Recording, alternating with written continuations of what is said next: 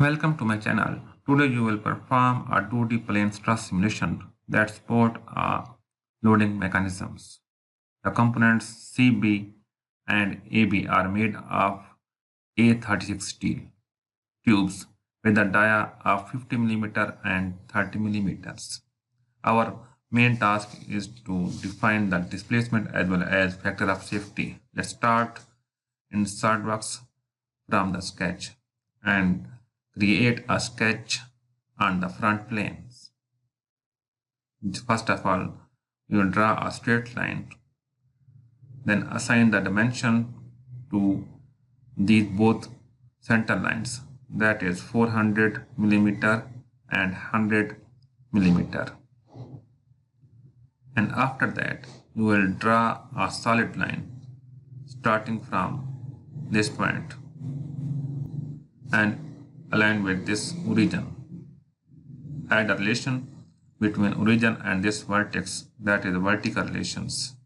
Then assign the dimensions between this point and this point, that is 150 millimeter.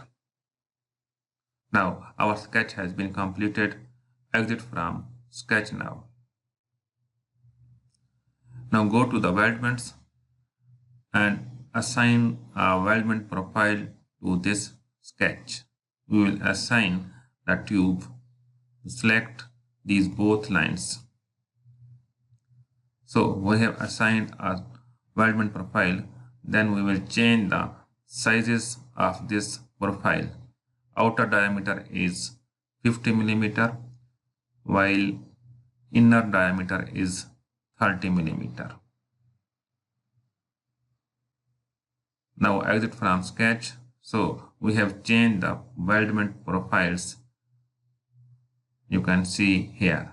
Now it's time to start the simulations. First of all, we will load the simulation module, that is the premium SolidWorks simulation modules, and start a new static study. Give a specific name to this study, that is 2D plane truss simulation. Okay.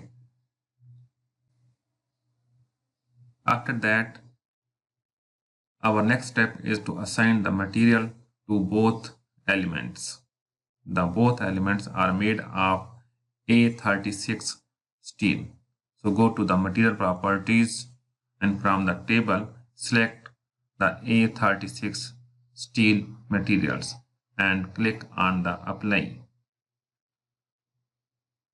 Our next step is to add the pin joints at both free ends. So go to the supports or fixtures. From here, select these options and select the immovable supports. That means both joint has no translational motion. Only they allow the rotational motion. Increase the symbol size also. Okay. And in the last step, we will assign a load of 25,000 Newton. Select the joint options and select this point, and from the reference select the front plane. Then assign the load in the y directions. So assign the load and reverse the directions so that load may be downward. Increase the load symbol size.